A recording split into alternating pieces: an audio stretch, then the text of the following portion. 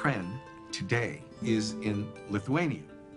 But when the Goldbergs left in 1892, it was part of Russia. Oh. Just like family legend said. And the population was around 2,500.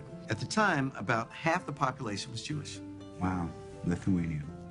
You ever been there? No. Still like to go? Yeah, now I do. Now I want to go. According to the ship's arrival record, Gussie came to America with her mother, Ida Goldberg.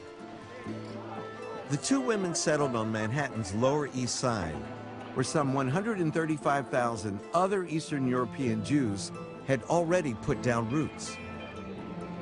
We asked Jonathan Sarna, an expert in Jewish history at Brandeis University, just what Ida and Gussie would have encountered in the neighborhood they now called home. Chances are that they lived in a rather poor tenement.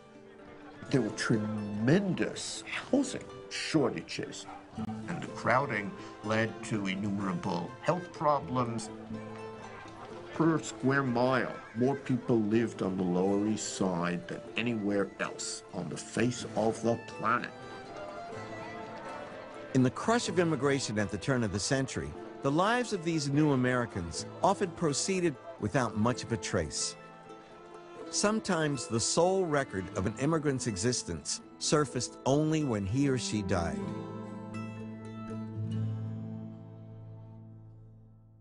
We found just such a record for Ida Goldberg, Gussie's mother. Neither Robert nor his father had ever heard of Ida Goldberg. For them, this slip of paper was an introduction to a long-lost family member.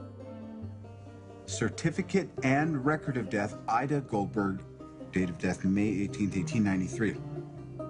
Age in years 45, she was young. Birthplace, Russia. How long in U.S.? 10 months. 10 months. She made it all that way to gain freedom, but the Jews are being persecuted, of course, as always. She gets to the Promised Land, and 10 months later, tragically, she dies. Never heard of this. You are meeting your great-grandmother, Ida Goldberg.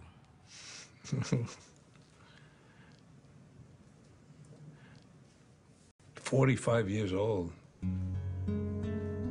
In 1901, the average life expectancy at birth for a woman in New York was 45 years. So while it seems to us that Ida died very young, her lifespan was typical for the time. The given cause of death was phthisis, a 19th century word for tuberculosis. Now here's Ida's death certificate again. Could you please read the highlighted section? Oh my gosh. Place of death, 68 Mott Street. 68 Mott Street. Isn't that something? That's the building, 68 Mott Street, today.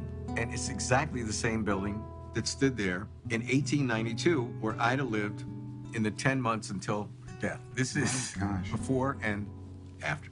When I was growing up, I just remember being around there. Yeah. That's incredible.